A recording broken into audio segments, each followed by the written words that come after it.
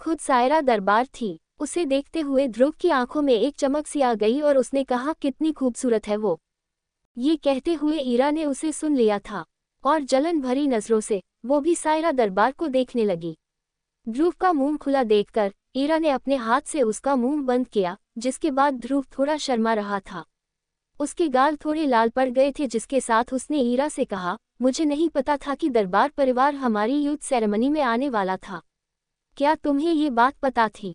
ध्रुव को इस वक्त गुस्से से देख रही ईरा ने उससे कहा, शौर्य दल और दरबार परिवार हमेशा से एक दूसरे के करीब रहे हैं। मुझे समझ नहीं आ रहा कि सायरा दरबार का यहाँ आना इतनी बड़ी बात क्यों हो गई। वो पहले भी शौर्य दल के कुछ लोगों को प्यार में फंसा कर उन्हें लूट चुकी है। आखिर में उन लोगों के हाथ कुछ नहीं आया, लेकिन सायरा के हाथ में उन लोगों की दौलत आ गई थी। अगर तुम्हें भी उससे प्यार करना है तो करो, लेकिन मैं तुम्हें उस पर खर्च करने के लिए एक फूटी कौड़ी भी नहीं देने वाली। ईरा को नाराज होता देख ध्रुव ने उससे कहा, अगर मैं उसके बारे सोच भी रहा हूं तो इससे क्या फर्क पड़ता है। प्यार दो तरफा होता है, एक तरफा नहीं।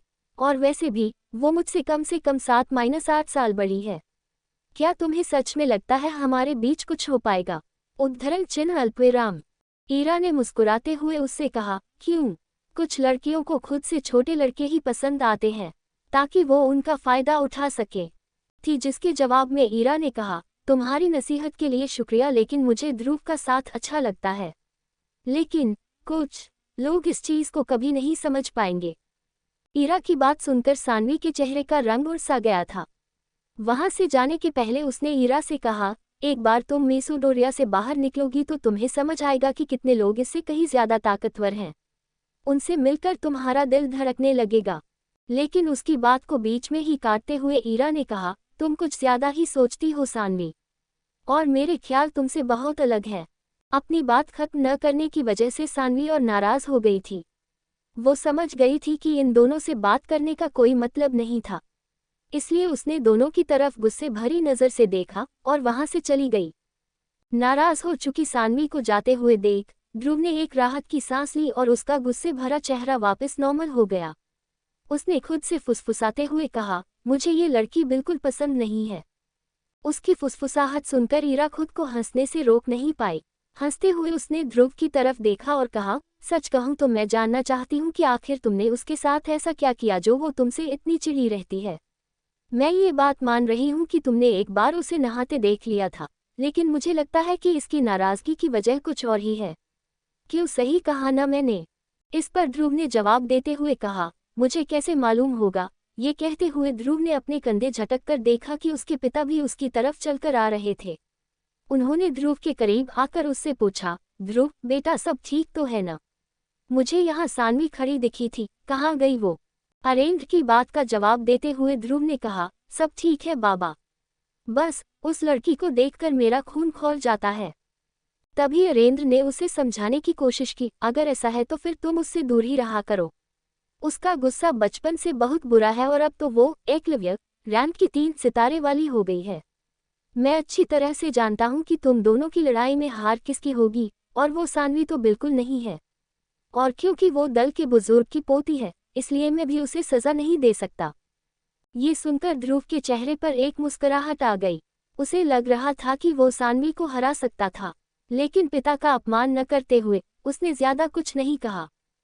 फिर अरेंद्र ने लाल कपड़ों में खड़ी सायरा दरबार की ओर इशारा करते हुए ध्रुव से कहा, ध्रुव आओ मैं तुम्हें किसी से मिलाता हूँ। ये कहकर अरेंद्र ने ध्रुव के कंधे पर हाथ रखा और उसे सायरा से मिलवाने के लिए चल पड़े। चलते चलते उन्होंने कहा, ये है नीलामी की रानी सायरा दरबार। मैं अमृतधारा इनके पास से ही लाया था। फिर जैसे ही वो सायरा के पास पहुंचे, उन्होंने कहा, सायरा कैसी हो तुम? अरेंद्र की आवाज सुनकर लाल कपड़ों में खड़ी खूबसूरत आंखों वाली सायरा ने पलटकर देखा कि अरेंद्र किसी लड़के के साथ खड़े थे। उस लड़के को देखकर सायरा को ऐसा लगा जैसे शायद वो उसे पहले से जानती थी। इस वक्त ध्रुव की नजरें सायरा के खूबसूरत चेहरे को देख रही थीं। ये देखते हुए सायरा ने ध्रुव से मुस्कुराते हुए कहा, मैंने सुना है कि तुमने सिर्फ 1 साल में 4 सितारों की छलांग लगाई है। तुम्हें शायद पता नहीं होगा, लेकिन ये पूरे मेसोडोरिया के लिए खबर बन गई है। सच बताओ, आखिर ये तुमने किया कैसे? ध्रुव ने उसकी बात पर अपना सिर हिलाते हुए कहा, ये सब पिताजी की अमृतधारा का कमाल है। इसके लिए आपका शुक्रिया। ये सुनकर सायरा के चेहरे की मुस्कुराहट थोड़ी कम हो गई थी। वो सोच रही थी कि 1 साल में 4 सितारे हासिल करना एक बहुत बड़ा कमाल था। और रही बात अमृतधारा की, तो उसने खुद अमृतधारा को चेक किया था, इसलिए वो जानती थी कि अमृतधारा ने ध्रुव की मदद ज़रूर की होगी। लेकिन 4 सितारे सिर्फ उसकी वजह से। ये बात सायरा को हजम नहीं हो रही थी। ये देखकर कि वो दोनों एक दूसरे से बात कर रहे थे, अरेंद्र ने आसमान की ओर देखा और ध्रुव के कंधे पर हाथ रखते हुए कहा, यूथ सेरेमनी शुरू होने वाली है और मुझे कुछ ज़रूरी काम करने हैं। वादा करो कि तुम मेरा सिर फक्र से और ऊंचा कर दोगे। उनकी बात सुनकर ध्रुव ने अपना सिर हिलाया, जिसके बाद अरेंद्र वहां से चले गए। सायरा भी उनके पीछे वहां से जाने लगी, लेकिन उसने जैसे ही ध्रुव की आंखों में देखा, उसे कुछ ऐसा दिखा जिसे देखकर वो कुछ सोचने लगी थी। सालों बोलियां लगवाने के बाद सायरा की नज़रें बहुत पैनी हो चुकी थी। वो किसी की भी आंखों में देखकर सच का पता लगा सकती थी, लेकिन ध्रुव की आंखों में एक अजीब सी शांति थी, जैसे किसी तालाब के पानी में होती है। सायरा ने सोचा कि इतनी छोटी उम्र में अपने जज्बातों को काबू में रखना कोई आम बात नहीं थी। इसके बाद वो मुस्कुराते हुए वहां से चली गई। ध्रुव मंच के नीचे खड़ा एक लड़के को मंच के ऊपर जाते हुए देख रहा था। उसे समझ आ गया था कि यूथ सेरेमनी आखिर शुरू हो गई थी। हल्की सी चिड़चिड़ाहट के साथ ध्रुव ने कहा, ये यूथ सेरेमनी में तो बहुत ऊब जाता है आदमी। ये बात सुनकर उसके बगल में मौजूद हीरा ने मुस्कुराते हुए उससे कहा, फिर भी हम कुछ नहीं कर सकते। ये सेरेमनी पुरखों से चली आ रही है और इसे कोई नहीं रोक सकता, और न ही कोई इसे रोकने की हिम्मत करेगा। उद्धरण चिन्ह अल्पविराम। ध्रुव ने ये सुनकर अपना सिर हिलाया और चुपचाप सेरेमनी देखने लगा। कुछ देर सेरेमनी देखने के बाद ध्रुव को नींद आने लगी थी। उसकी आंखें बंद होने ही वाली थी कि उसे ऐसा महसूस हुआ कि शायद कोई उसे देख रहा था। उसने आंख खोलकर देखा कि मंच के दाईं ओर सनी खड़ा होकर उसे ही घूर रहा था। उसके चेहरे से उसकी जलन साफ समझ आ रही थी, लेकिन उसे जैसे ही समझ आया कि ध्रुव ने उसे ऐसा करते देख लिया था, उसने अपनी नज़रें घुमाते हुए खुद से कहा, धत तेरी की। तभी ध्रुव ने सनी से नज़र हटाते हुए उसके बगल में खड़ी सानवी को देखा। ध्रुव की नज़र सानवी की लंबी टांगों पर जा ही रही थी कि अचानक सानवी ने उसे अपनी ओर देखते हुए पकड़ लिया। उसका गुस्से से भरा चेहरा देखकर ध्रुव तुरंत मंच की तरफ देखने लगा। ये देखकर ईरा मुस्कुराने लगी। वो चाहकर भी ध्रुव को रोक नहीं पा रही थी। लकड़ी की कुर्सी पर बैठे हुए ध्रुव एक बार फिर सेरेमनी देखने लगा था। देखते ही देखते जैसे ही एक बार फिर उसकी आंख लगने वाली थी, तभी उसकी बारी आ गई। मंच से ध्रुव का नाम सुनने के बाद सारे मेहमान और बाकी दलों के लोग ध्रुव की ओर देखने लगे। सारे दल इस यूथ सेरेमनी में आए ही इसलिए थे कि वो ध्रुव को देख पाए। ध्रुव ने पिछले कुछ दिनों से मेसोडोरिया में हलचल मचा दी थी, जिसकी खबरें सभी के पास पहुंच रही थी।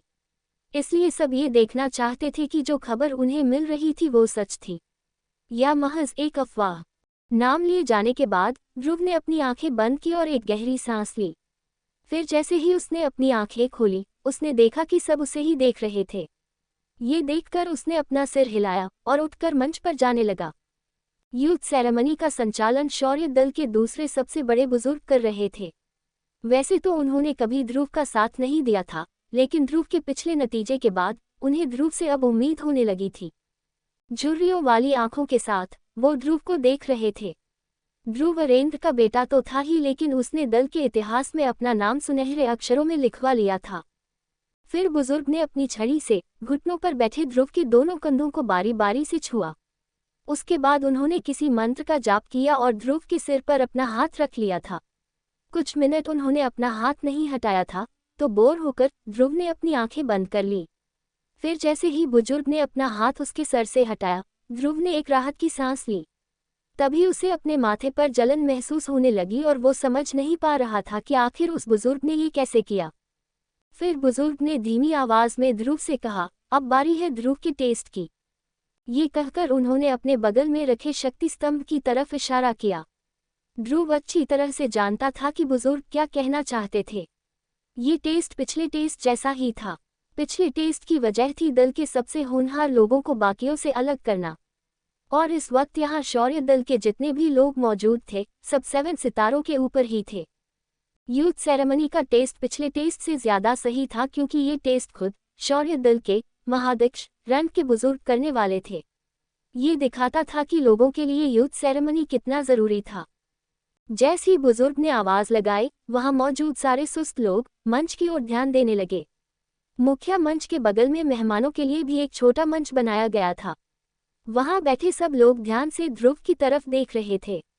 वो सभी ये जानना चाह रहे थे कि ध्रुव सचमुच 7 सितारों तक पहुंच गया था या नहीं। जिसके जवाब में ईरा ने कहा, तुम्हारी नसीहत के लिए शुक्रिया, लेकिन मुझे ध्रुव का साथ अच्छा लगता है। लेकिन कुछ लोग इस चीज को कभी नहीं समझ पाएंगे। ईरा की बात सुनकर सानवी के चेहरे का रंग उड़ सा गया था। वहां से जाने के पहले उसने ईरा से कहा, एक बार तुम मेसोडोरिया से बाहर निकलोगी तो तुम्हें समझ आएगा कि कितने लोग इससे कहीं ज्यादा ताकतवर हैं। उनसे मिलकर तुम्हारा दिल धड़कने लगेगा। लेकिन उसकी बात को बीच में ही काटते हुए ईरा ने कहा, तुम कुछ ज्यादा ही सोचती हो सानवी, और मेरे ख्याल तुमसे बहुत अलग है। अपनी बात खत्म न करने की वजह से सानवी और नाराज हो गई थी। वो समझ गई थी कि इन दोनों से बात करने का कोई मतलब नहीं था, इसलिए उसने दोनों की तरफ गुस्से भरी नजर से देखा और वहां से चली गई। नाराज हो चुकी सानवी को जाते हुए देख ध्रुव ने एक राहत की सांस ली और उसका गुस्से भरा चेहरा वापस नॉर्मल हो गया। उसने खुद से फुसफुसाते हुए कहा, मुझे ये लड़की बिल्कुल पसंद नहीं है। उसकी फुसफुसाहट सुनकर ईरा खुद को हंसने से रोक नहीं पाई। हंसते हुए उसने ध्रुव की तरफ देखा और कहा, सच कहूं तो मैं जानना चाहती हूं कि आखिर तुमने उसके साथ ऐसा क्या किया जो वो तुमसे इतनी चिढ़ी रहती है। मैं ये बात मान रही हूं कि तुमने एक बार उसे नहाते देख लिया था, लेकिन मुझे लगता है कि इसकी नाराजगी की वजह कुछ और ही है। क्यों, सही कहा ना मैंने? इस पर ध्रुव ने जवाब देते हुए कहा, मुझे कैसे मालूम होगा। ये कहते हुए ध्रुव ने अपने कंधे झटक कर देखा कि उसके पिता भी उसकी तरफ चलकर आ रहे थे। उन्होंने ध्रुव के करीब आकर उससे पूछा, ध्रुव बेटा सब ठीक तो है ना? मुझे यहाँ सानवी खड़ी दिखी थी, कहाँ गई वो? अरेंद्र की बात का जवाब देते हुए ध्रुव ने कहा, सब ठीक है बाबा, बस उस लड़की को देखकर मेरा खून खौल जाता है। तभी अरेंद्र ने उसे समझाने की कोशिश की, अगर ऐसा है तो फिर तुम उससे दूर ही रहा करो। उसका गुस्सा बचपन से बहुत बुरा है और अब तो वो एकलव्य रैंक की 3 सितारे वाली हो गई है। मैं अच्छी तरह से जानता हूं कि तुम दोनों की लड़ाई में हार किसकी होगी, और वो सानवी तो बिल्कुल नहीं है। और क्योंकि वो दल के बुजुर्ग की पोती है, इसलिए मैं भी उसे सजा नहीं दे सकता। ये सुनकर ध्रुव के चेहरे पर एक मुस्कुराहट आ गई। उसे लग रहा था कि वो सानवी को हरा सकता था, लेकिन पिता का अपमान न करते हुए उसने ज्यादा कुछ नहीं कहा।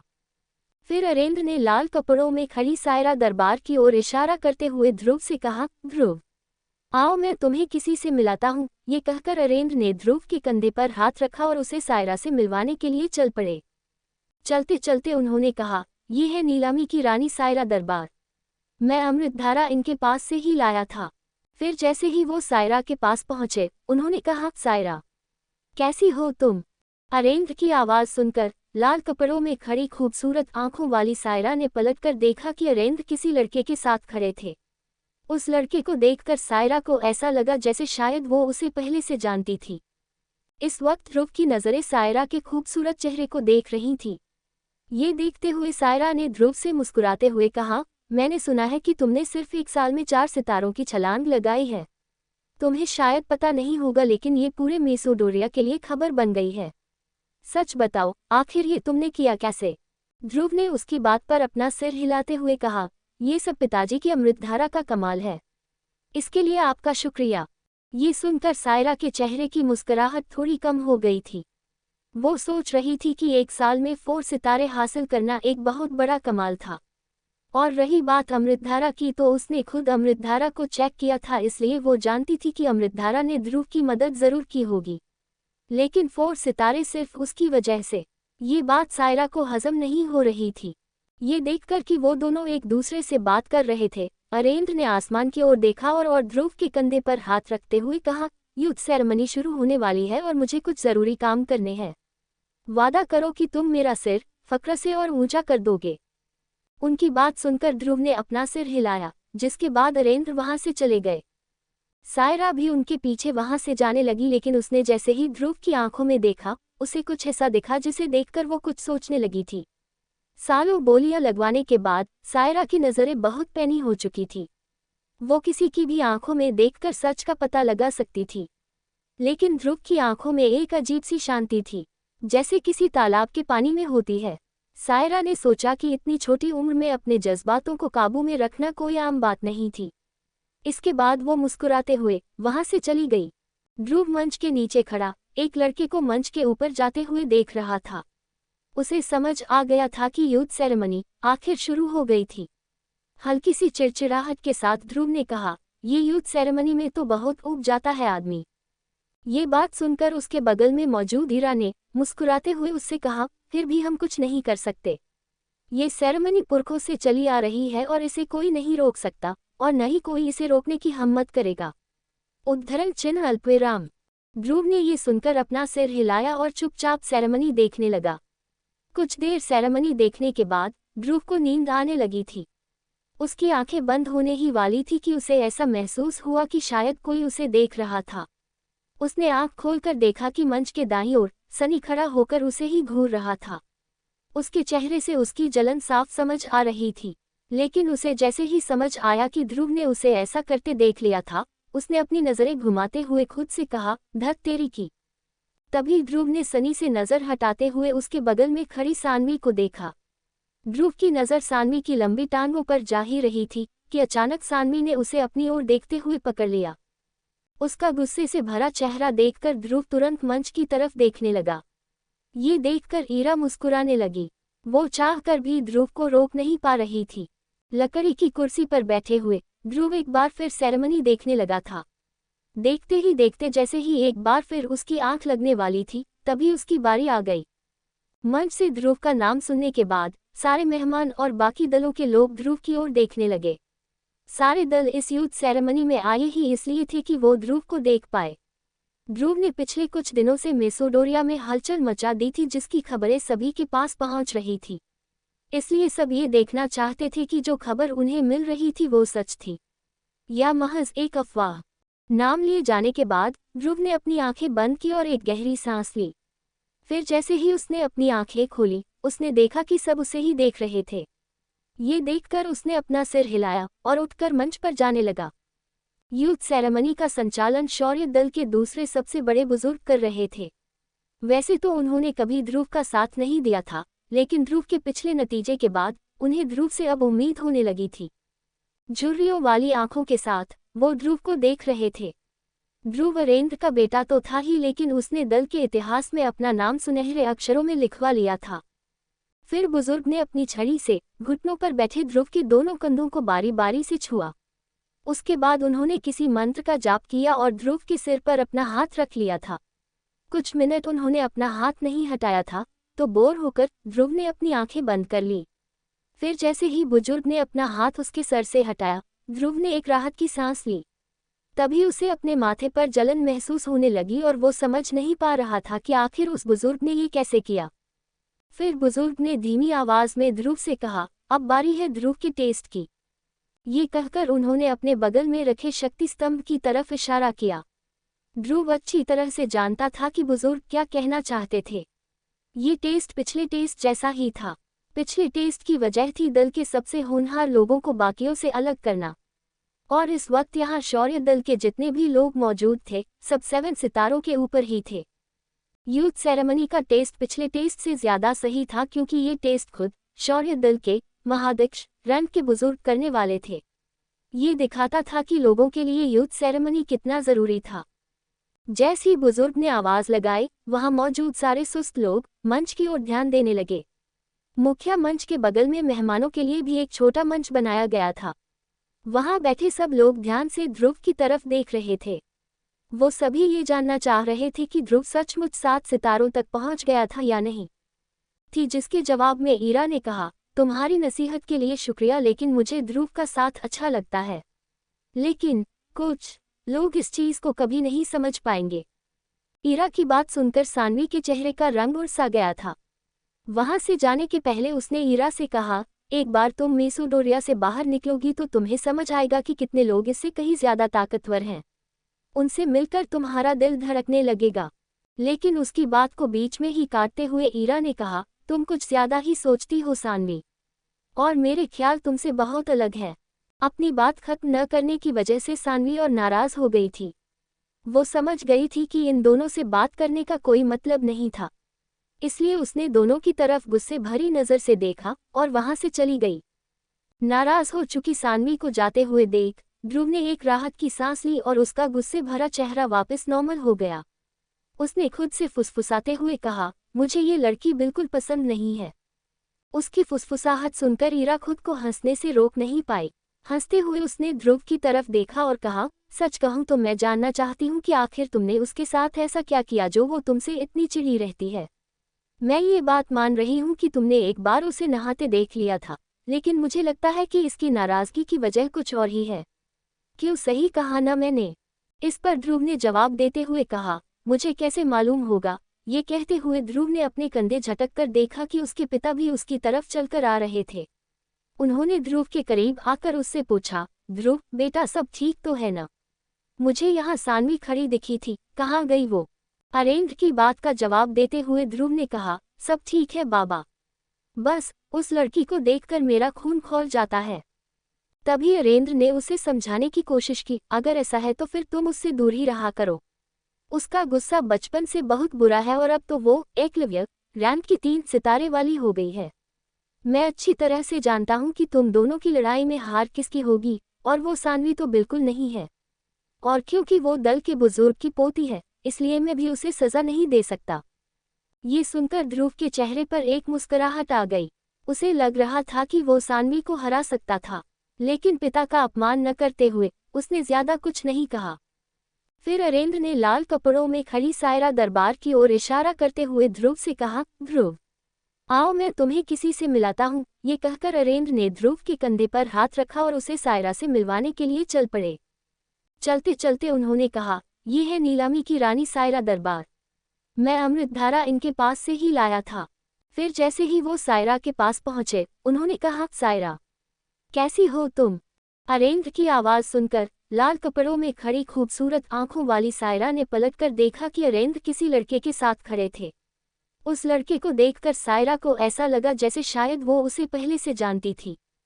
इस वक्त ध्रुव की नजरें सायरा के खूबसूरत चेहरे को देख रही थीं। ये देखते हुए सायरा ने ध्रुव से मुस्कुराते हुए कहा, मैंने सुना है कि तुमने सिर्फ 1 साल में 4 सितारों की छलांग लगाई है। तुम्हें शायद पता नहीं होगा, लेकिन ये पूरे मेसोडोरिया के लिए खबर बन गई है। सच बताओ, आखिर ये तुमने किया कैसे? ध्रुव ने उसकी बात पर अपना सिर हिलाते हुए कहा, ये सब पिताजी की अमृतधारा का कमाल है। इसके लिए आपका शुक्रिया। ये सुनकर सायरा के चेहरे की मुस्कुराहट थोड़ी कम हो गई थी। वो सोच रही थी कि 1 साल में 4 सितारे हासिल करना एक बहुत बड़ा कमाल था। और रही बात अमृतधारा की, तो उसने खुद अमृतधारा को चेक किया था, इसलिए वो जानती थी कि अमृतधारा ने ध्रुव की मदद जरूर की होगी। लेकिन 4 सितारे सिर्फ उसकी वजह से, ये बात सायरा को हजम नहीं हो रही थी। ये देखकर कि वो दोनों एक दूसरे से बात कर रहे थे, अरेंद्र ने आसमान की ओर देखा और ध्रुव के कंधे पर हाथ रखते हुए कहा, युद्ध सेरेमनी शुरू होने वाली है और मुझे कुछ जरूरी काम करने हैं। वादा करो कि तुम मेरा सिर फक्र से और ऊंचा कर दोगे। उनकी बात सुनकर ध्रुव ने अपना सिर हिलाया, जिसके बाद अरेंद्र वहां से चले गए। सायरा भी उनके पीछे वहां से जाने लगी, लेकिन उसने जैसे ही ध्रुव की आंखों में देखा, उसे कुछ ऐसा दिखा जिसे देखकर वो कुछ सोचने लगी थी। सालों बोलियां लगवाने के बाद सायरा की नज़रें बहुत पैनी हो चुकी थी। वो किसी की भी आंखों में देखकर सच का पता लगा सकती थी, लेकिन ध्रुव की आंखों में एक अजीब सी शांति थी, जैसे किसी तालाब के पानी में होती है। सायरा ने सोचा कि इतनी छोटी उम्र में अपने जज्बातों को काबू में रखना कोई आम बात नहीं थी। इसके बाद वो मुस्कुराते हुए वहां से चली गई। ध्रुव मंच के नीचे खड़ा एक लड़के को मंच के ऊपर जाते हुए देख रहा था। उसे समझ आ गया था कि युद्ध सेरेमनी आखिर शुरू हो गई थी। हल्की सी चिड़चिड़ाहट के साथ ध्रुव ने कहा, ये युद्ध सेरेमनी में तो बहुत ऊब जाता है आदमी।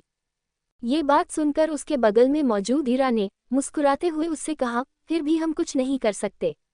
ये सेरेमनी पुरखों से चली आ रही है और इसे कोई नहीं रोक सकता, और न ही कोई इसे रोकने की हिम्मत करेगा। उद्धरण चिन्ह अल्पविराम। ध्रुव ने ये सुनकर अपना सिर हिलाया और चुपचाप सेरेमनी देखने लगा। कुछ देर सेरेमनी देखने के बाद ध्रुव को नींद आने लगी थी। उसकी आंखें बंद होने ही वाली थी कि उसे ऐसा महसूस हुआ कि शायद कोई उसे देख रहा था। उसने आंख खोलकर देखा कि मंच के दाईं ओर सनी खड़ा होकर उसे ही घूर रहा था। उसके चेहरे से उसकी जलन साफ समझ आ रही थी, लेकिन उसे जैसे ही समझ आया कि ध्रुव ने उसे ऐसा करते देख लिया था, उसने अपनी नजरें घुमाते हुए खुद से कहा, धत तेरी की। तभी ध्रुव ने सनी से नजर हटाते हुए उसके बगल में खड़ी सानवी को देखा। ध्रुव की नजर सानवी की लंबी टांगों पर जा ही रही थी कि अचानक सानवी ने उसे अपनी ओर देखते हुए पकड़ लिया। उसका गुस्से से भरा चेहरा देखकर ध्रुव तुरंत मंच की तरफ देखने लगा। ये देखकर ईरा मुस्कुराने लगी। वो चाहकर भी ध्रुव को रोक नहीं पा रही थी। लकड़ी की कुर्सी पर बैठे हुए ध्रुव एक बार फिर सेरेमनी देखने लगा था। देखते ही देखते जैसे ही एक बार फिर उसकी आंख लगने वाली थी, तभी उसकी बारी आ गई। मंच से ध्रुव का नाम सुनने के बाद सारे मेहमान और बाकी दलों के लोग ध्रुव की ओर देखने लगे। सारे दल इस यूथ सेरेमनी में आए ही इसलिए थे कि वो ध्रुव को देख पाए। ध्रुव ने पिछले कुछ दिनों से मेसोडोरिया में हलचल मचा दी थी, जिसकी खबरें सभी के पास पहुंच रही थी। इसलिए सब ये देखना चाहते थे कि जो खबर उन्हें मिल रही थी वो सच थी या महज एक अफवाह। नाम लिए जाने के बाद ध्रुव ने अपनी आंखें बंद की और एक गहरी सांस ली। फिर जैसे ही उसने अपनी आंखें खोली, उसने देखा कि सब उसे ही देख रहे थे। ये देखकर उसने अपना सिर हिलाया और उठकर मंच पर जाने लगा। यूथ सेरेमनी का संचालन शौर्य दल के दूसरे सबसे बड़े बुजुर्ग कर रहे थे। वैसे तो उन्होंने कभी ध्रुव का साथ नहीं दिया था, लेकिन ध्रुव के पिछले नतीजे के बाद उन्हें ध्रुव से अब उम्मीद होने लगी थी। झुर्रियों वाली आंखों के साथ वो ध्रुव को देख रहे थे।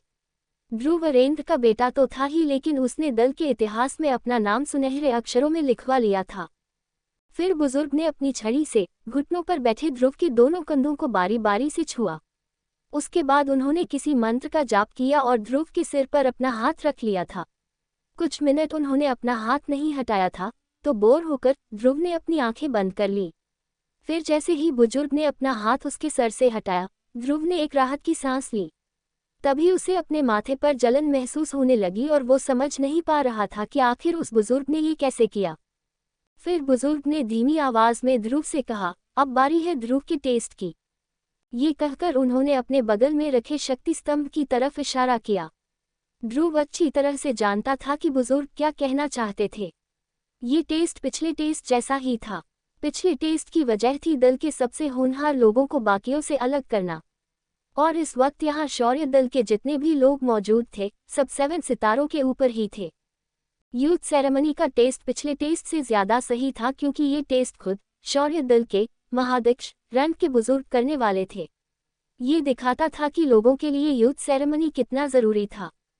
जैसे ही बुजुर्ग ने आवाज लगाई, वहां मौजूद सारे सुस्त लोग मंच की ओर ध्यान देने लगे। मुख्य मंच के बगल में मेहमानों के लिए भी एक छोटा मंच बनाया गया था। वहां बैठे सब लोग ध्यान से ध्रुव की तरफ देख रहे थे। वो सभी ये जानना चाह रहे थे कि ध्रुव सचमुच 7 सितारों तक पहुंच गया था या नहीं। कोशिश की, लेकिन वो उसमें नाकाम रही। अब जब सनी ने ध्रुव को चैलेंज करने का मन बना ही लिया था, तो सानवी ने एक छोटे से थैले में से एक हरे रंग की गोली निकाली। उसने अपने आसपास एक नज़र घुमाई कि कोई उसे देख तो नहीं रहा। इस बात का भरोसा होने पर उसने वो गोली चुपके से सनी को पकड़ा दी। सनी की गोली पकड़ते ही उसने उसके कानों में फुसफुसाते हुए कहा, ये लेवल 2 की गोली है। इसे करिश्माई शरबत से बनाया गया है। इसे खाते ही तुम्हारे अंदर कुछ देर के लिए एकलव्य रैंक की शक्तियां आ जाएंगी। लेकिन एक बात का ध्यान रखना, इसका साइड इफेक्ट ये है कि तुम्हें शायद अगला महीना बिस्तर पर लेटे लेटे गुजारना पड़ेगा। इसलिए इसका इस्तेमाल तब तक मत करना जब तक बिल्कुल ज़रूरी न हो। सानवी की बात सुनकर सनी की आंखों में एक चमक सी आ गई थी। उसने उस हरी गोली को देखते हुए कहा, इस गोली की मदद से मैं ध्रुव को उसकी असली जगह दिखा दूंगा। सनी ने जमीन पर अपने पैर गिराने की कोशिश की, लेकिन उसका कोई फायदा नहीं हुआ। सनी जैसे ही ध्रुव के हाथ के पास आया, ध्रुव ने तुरंत अपने हाथ बंद कर लिए, जिससे सनी थोड़ी दूर जाकर गिरा। लेकिन जमीन पर गिरने से सनी को कोई फर्क नहीं पड़ा। उसने मुस्कुराते हुए ध्रुव की तरफ एक बार फिर हमला किया और इस बार अपनी दोनों मुट्ठियों को बंद करके अपनी शक्तियों को मुट्ठियों में लाते हुए कहा, classic high level iron fist. उसके ये कहने पर जैसे ही उसकी दोनों मुट्ठियां टकराए, उनमें में से एक तेज हवा का झोंका सा निकला। सनी जानता था कि अगर वो इस बार ध्रुव के कंधे पर वार करेगा तो ध्रुव उसे शायद न रोक पाए। ध्रुव का ध्यान इस वक्त उस तेज हवा के झोंके पर था जो उसकी ओर आ रहा था।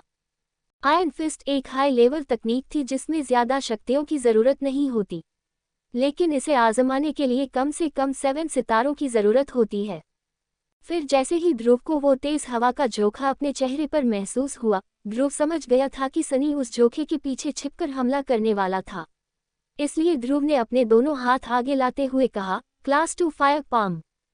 फिर जैसे ही सनी की आयरन फिस्ट वाली मुठ्ठियां ध्रुव के फायर पाम वाले हाथों से टकराई, मैदान में एक तेज धमाका हुआ। उस धमाके से वहां मौजूद सभी लोग डर गए थे। फिर जैसे जैसे धमाके का धुआं छटना शुरू हुआ, लोगों ने देखा कि सनी ध्रुव से तकरीबन 10 मीटर दूर एक पत्थर के पास गिरा हुआ था। उसका चेहरा धमाके से काला हो गया था और वो बेहोशी की हालत में लग रहा था। फिर जैसे ही उसे एक पल का होश आया और उसने खांसना शुरू किया। उसने खांसने पर महसूस किया कि खांसते हुए उसके मुंह से खून निकल रहा था, जिसे देखकर गुर्राते हुए वो फिर से बेहोश हो गया। फिर ध्रुव सनी के पास चलकर आया और उसे जमीन पर बेहोश पड़ा देख उससे कहा, तुम हार गए सनी। इसके बाद ध्रुव वहां से जाने लगा। तभी अचानक मैदान में मौजूद भीड़ जैसे पागल हो गई। सभी ने आपस में बात करना शुरू कर दिया था। कोई ध्रुव की ताकत के बारे में बात करता तो कोई उसकी काबिलियत के बारे में। इन बातों के बीच शौर्य दल की जवान पीढ़ी सनी को खून की उल्टियां करते देख रही थी। वो सब जानते थे कि सनी कोई मामूली लड़का नहीं था। ईरा के अलावा उसे कोई हरा नहीं पाया था और अब ध्रुव था जिसने उसे सबके सामने हरा दिया था। ये नतीजा देखकर सभी चौंक गए थे। वही भीड़ में खड़ी सानवी इस बात पर विश्वास नहीं कर पा रही थी कि आखिर ध्रुव ने उसके भाई को कैसे हरा दिया था, वो भी इतनी जल्दी। फिर गुस्से में बड़बड़ाते हुए उसने कहा, मैं इसे छोड़ूंगी नहीं। लेकिन ये इतना ताकतवर आखिर हुआ कैसे, और उसे ये तकनीक सीखने का वक्त कब मिला। सानवी इस बात से हैरान थी कि ध्रुव ने जो तकनीकें इस्तेमाल की थी उसके लिए 7 सितारे पाना जरूरी था, और 7 सितारे तो ध्रुव को महीने भर पहले ही मिले थे। इसका मतलब ये था कि ध्रुव ने सिर्फ 1 महीने के अंदर इन तकनीकों में महारत हासिल कर ली थी। इस बात को सोचकर सानवी का मुंह खुला का खुला रह गया। वही मंच के बगल में बैठी सायरा दरबार ध्रुव के नतीजे से बहुत खुश थी। उसे इस बात का अंदाजा था कि ध्रुव में कुछ तो ऐसी बात थी जो बाकी सबसे अलग थी। उसने मुस्कुराते हुए अरेंद्र से कहा, ध्रुव सिर्फ ताकतवर नहीं है बल्कि उसकी तकनीक भी बहुत आगे पहुंच गई है। उसे देखकर लगता है कि उसने इन तकनीकों की काफ़ी प्रैक्टिस की है। मुझे तो लगता है कि आप मुझसे झूठ बोल रहे थे कि उसकी तकनीक कमज़ोर है।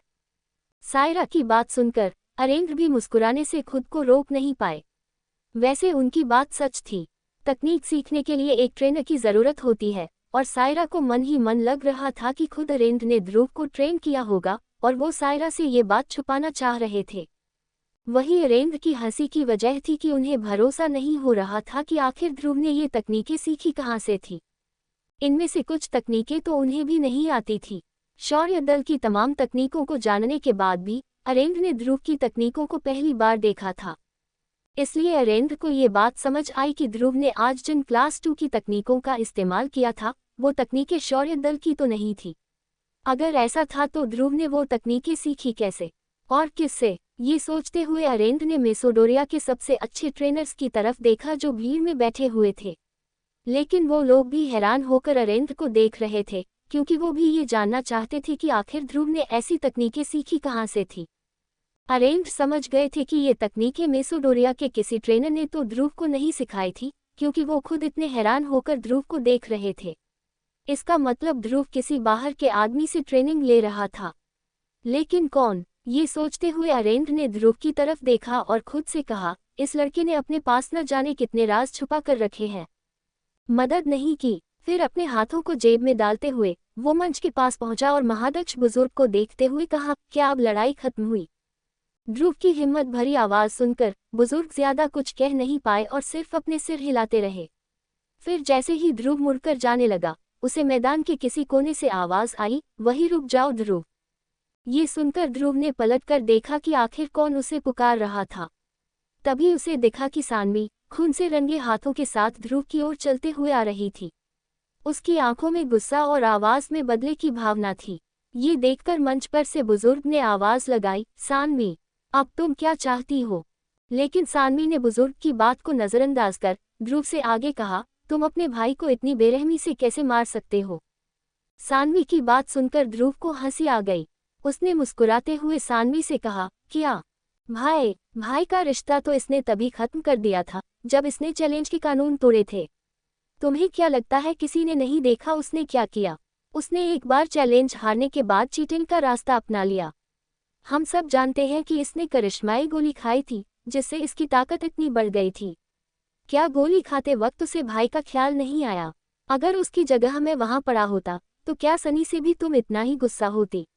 एक बार बहन की नज़रों से नहीं, बल्कि शौर्य दल की मेंबर की नज़रों से देखो, और फिर बताओ गलती किसकी थी?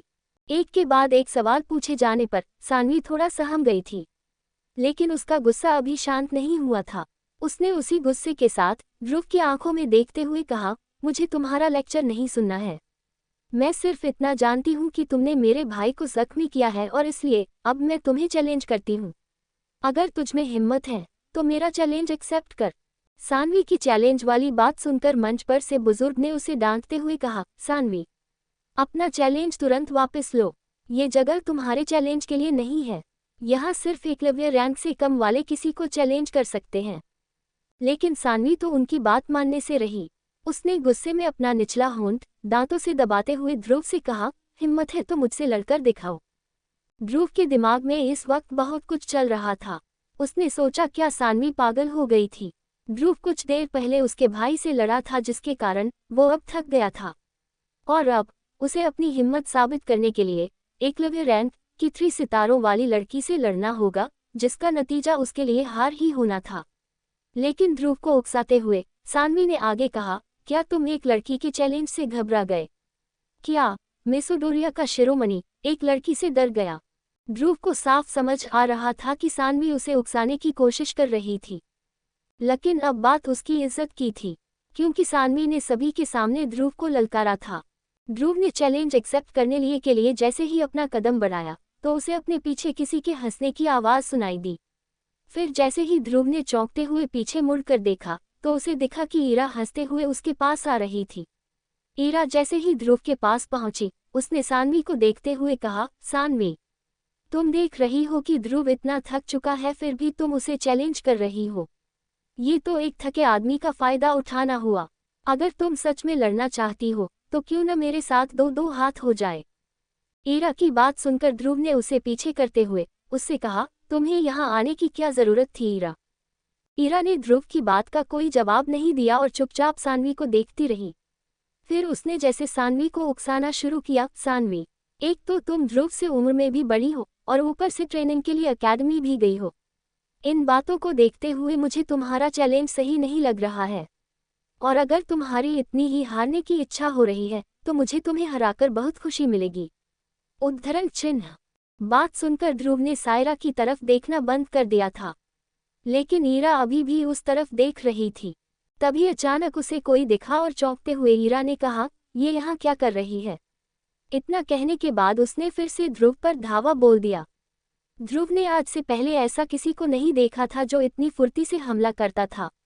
ध्रुव हमला करने के बारे में सोचता उसके पहले ही सानवी का दूसरा वार हो जाता।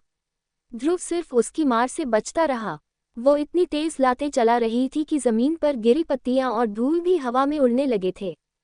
सानवी एकलव्य रैंक की 3 सितारों वाली थी। वो सनी से बहुत ज्यादा ताकतवर थी, लेकिन उसके तेज हमलों से बचते हुए भी ध्रुव के चेहरे पर एक शांति थी। वो सानवी को देखकर उसकी कमजोरी के बारे सोच रहा था। ध्रुव अपने हाथों से उसके हमलों को रोक तो रहा था, लेकिन सानवी के हर हमले के साथ ध्रुव के हाथ कमजोर होते जा रहे थे। वो समझ गया था कि सानवी भले उसे घायल करना चाह रही थी, लेकिन कम से कम उसे जान से मारना तो नहीं चाह रही थी, क्योंकि अगर वो ऐसा चाहती तो ध्रुव शायद खुद को बचा नहीं पाता। ध्रुव हमलों से बचते हुए पीछे हटता गया, जिसे देखकर सानवी के चेहरे पर एक मुस्कुराहट आ गई थी।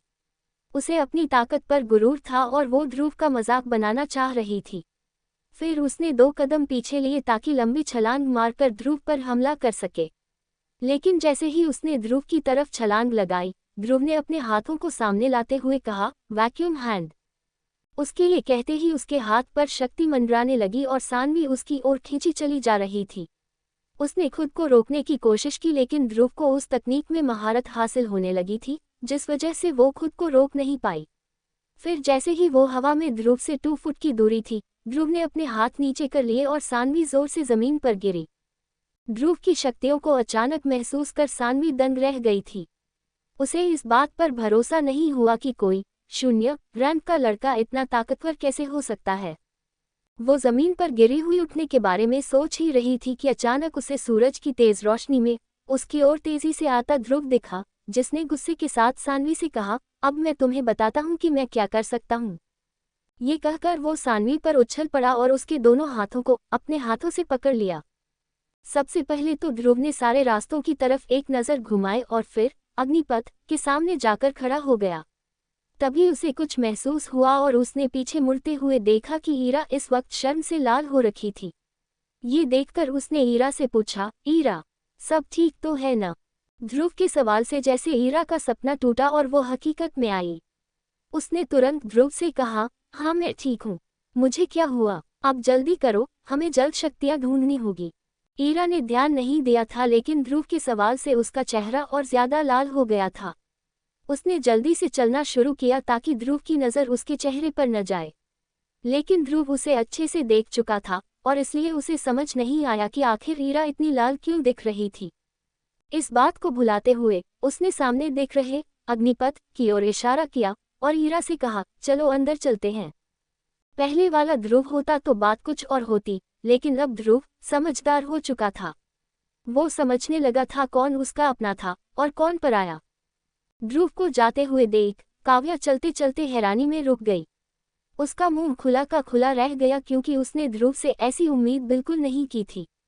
लेकिन अब जो ध्रुव वहां से चला गया था, काव्या ने गुस्से से पलटकर वापस दरवाजे के पास जाना सही समझा। वो ध्रुव से गुस्सा नहीं थी, बल्कि खुद से थी, क्योंकि उसे याद आया कि पिछले 3 सालों से जब ध्रुव को भी उसकी ज़रूरत पड़ती थी, तब वो भी ऐसे ही मुंह फेर कर चली जाया करती थी, और अब उस गलती का खामियाजा उसे खुद भुगतना पड़ रहा था। उसने खुद पर नाराज होते हुए कहा, ये मेरे कर्मों का ही फल है। मैं कितनी मतलबी हूँ, छी। उदासी में ये कहते हुए उसने जमीन पर एक लात मारी और टूटे भरोसे के साथ वो जोर जोर से रोने लगी, जिसकी आवाज़ वहां मौजूद बहुत लोग सुन पा रहे थे। उसकी मार महसूस कर ध्रुव ने मुस्कुराती हुई ईरा को देखकर खुद से कहा, ये सचमुच बहुत ताकतवर है। ये कहते ही उसने अपने पैरों का इस्तेमाल करते हुए ईरा पर हमला किया, जिससे जमीन पर जमी हुई धूल हवा में उड़ने लगी। ध्रुव को अपनी ओर तेजी से आता हुआ देख ईरा के चेहरे पर एक मुस्कान आ गई, और जैसे ही उसने ध्रुव का हाथ अपनी ओर आते हुए देखा, उसने बचाव में अपना हाथ भी आगे बढ़ाया। तभी ईरा ने देखा कि ये सिर्फ ध्रुव की एक चाल थी। ध्रुव ने ईरा को धूल उड़ाकर कंफ्यूज कर दिया था, और असलियत में वो तेजी से आकर ईरा से कुछ आधे फुट की दूरी पर रुक गया था, जिसे ईरा ने हमला समझकर अपना हाथ तो उठाया, लेकिन वो ध्रुव को छू भी नहीं पाई।